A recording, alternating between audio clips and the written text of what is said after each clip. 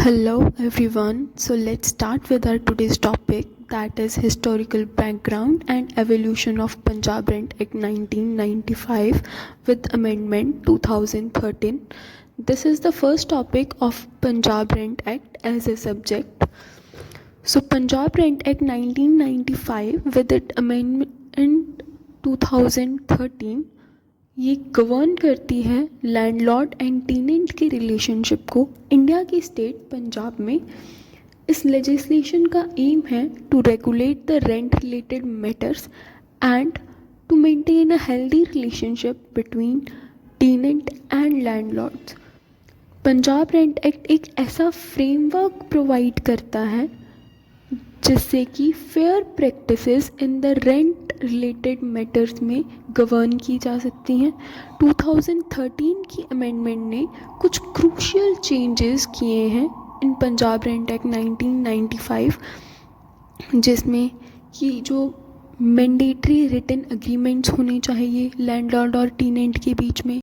Punjab rent act ने rent tribunals को dispute resolution के लिए भी बनाया है. मॉडिफिकेशन ने जो टेनेंट्स और लैंडलॉर्ड के अधिकार हैं, राइट्स एंड ड्यूटीज़ हैं, उसको भी ध्यान में रखा है. और इस एक्ट स्पेशली उसके 2013 के मॉडिफिकेशन के साथ पंजाब के जो रेंटल मार्केट है उसमें ट्रांसपेरेंट और एक तरह से फेयर बिहेवियर जो है एक दूसरे के साथ टेनेंट एंड लैंडलॉर्ड एक दूसरे के साथ कर रहे हैं.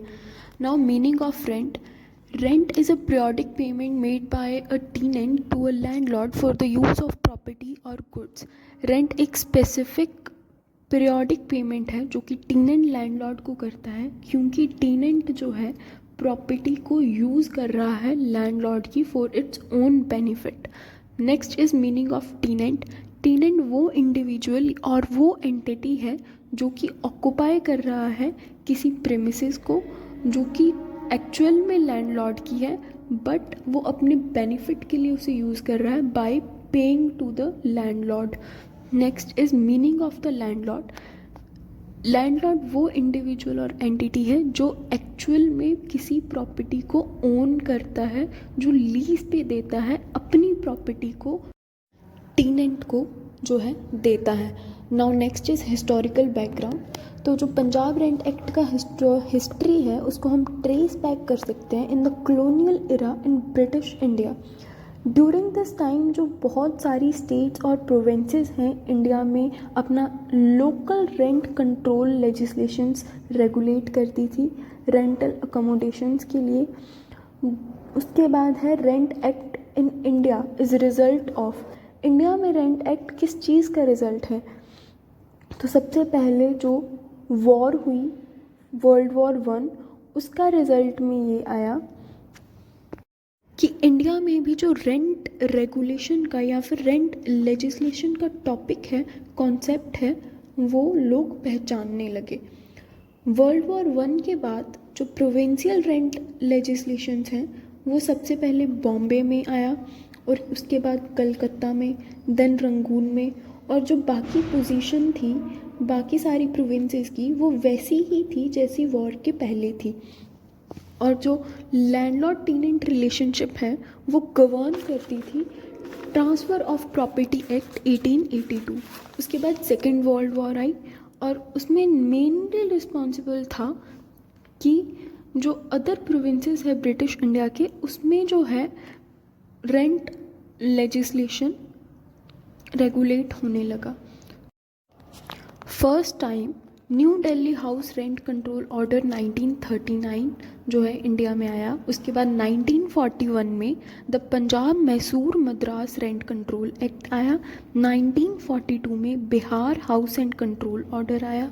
1946 में land control order in Madhya Pradesh, UP and Assam आया. 1947 में Orissa, Rajasthan, Kerala rent control orders आए और 1948 एंड 1950 रिस्पेक्ट.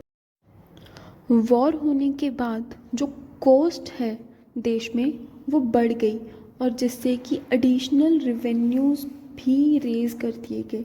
ब्रिटिश गवर्नमेंट ने इम्पोज किया नया tax. Punjab and immovable property tax 1940।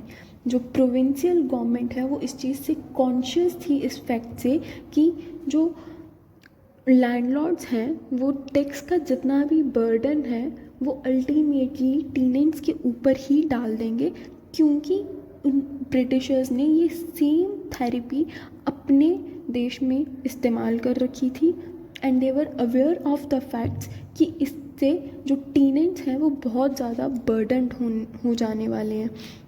और इसके बाद जो है पंजाब रेंट रिस्ट्रिक्शन एक्ट 1941 आया, और पंजाब रेंट रिस्ट्रिक्शन एक्ट 1941 हमारे देश में 5 साल तक फोर्स में रहा, और फर्दर ये एक्सटेंड हुआ 1 ईयर के लिए, बिकॉज इंडिपेंडेंस और पार्टीशन दोनों ही कॉर्नर पे थी। उसके बाद आफ्टर इंडिपेंडेंस एक नया एक्ट की ज़रूरत हमारे देश में लगी लोगों को, सबको, और Punjab urban restriction act 1947 came into the force after the independence, and after that east Punjab urban and restriction act 1941 जो है वो पंजाब में इम्प्लीमेंट किया गया। ये एक बहुत ही अच्छे से ड्राफ्ट किया गया था, बट लेटर ऑन 30 नवंबर 2013 को इसको अपडेट किया गया, जिसने बहुत सारे प्रोविजंस ऐसे थे जो कि टेनेंट और लैंडलॉर्ड दोनों के हेल्दी रिलेशनशिप को मेंटेन करते थे, और उन दोनों की जो पोजीशंस हैं उसको बैलेंस कर किया उसने अच्छे से। And now the next is objective of the rent law. तो रेंट लॉ के ऑब्जेक्ट्स में है protection of tenant rights, protection of harmonious landlord-tenant relationship, balanced rental market, regulation of rent determination, maintenance of rental property, dispute resolution, prevention of unfair practices. So पहला है regulation of landlord tenant relationship. Punjab rent act 1995 जो है एक ऐसा framework देता है जो कि रेगुलेट करता है interactions between the landlord and tenant, उनकी कम्युनिकेशन को फोस्टर करता है सो दैट कि उनमें एक हेल्दी रिलेशनशिप मेंटेन हो सके और दोनों में से कोई भी चीट का शिकार ना हो। उसके बाद है defining rights and responsibilities. Punjab rent act में जो है लैंडलॉर्ड और टेनेंट दोनों की ड्यूटीज़ एंड पावर्स दे रखी हैं। उन दोनों के पास राइट्स भी हैं जो वो एक्सरसाइज कर सकते हैं, उनके पास ड्यूटीज़ भी हैं जो उनको निभानी होंगी अपनी हेल्दी रिलेशनशिप बनाए रखने के लिए। प्रिवेंटिंग अनफेयर प्रैक्टिसेस, एक लॉ आने की वजह से मार्केट में जितनी भी अनफेयर प्रैक्टिसेस चल रही थी, जितने भी आर्बिट्रेरी रेंट इंक्रीज़ हो रहे थे, अनजस्ट इविक्शंस हो रही थी, ये सारी चीज़ें ख़त्म हो गई। फैसिलिटेटिंग डिस्प्यूट रेजोल्यूशन, जो एक स्विफ्ट एंड फेयर रेजोल्यूशन हुआ डिस्प्यूट्स का between the landlord and tenants rent act आने के बाद, as rent authorities, rent tribunals वगैरह जो हैं वो भी इस्टेब्लिश हुई। प्रमोटिंग ट्रांसपेरेंसी, जो पंजाब रेंट एक्ट है वो मैंडेटरी करता है कि एग्रीमेंट जो है वो रिटन में होना चाहिए, सारी टर्म्स एंड कंडीशन स्पेसिफाई होनी चाहिए, जिसकी वजह से जो है ट्रांसपेरेंसी जो है वो प्रमोट हुई। रेंट कंट्रोल मेजर्स, जो गाइडलाइंस एंड लिमिटेशंस लगाई गई हैं कि अमाउंट ऑफ रेंट कितनी चार्ज की जाएगी by the landlord from the tenant. Eviction procedures, किसी भी अनजस्टिफाइबल रीज़न को देख के किसी भी टेनेंट को जो है एविक्ट नहीं किया जा सकता, उसके स्पेसिफिक प्रोविजंस मेंशन किए गए हैं एक्ट में, जिसके थ्रू जो है एविक्शन का प्रोसीजर चलाया जा सकता है।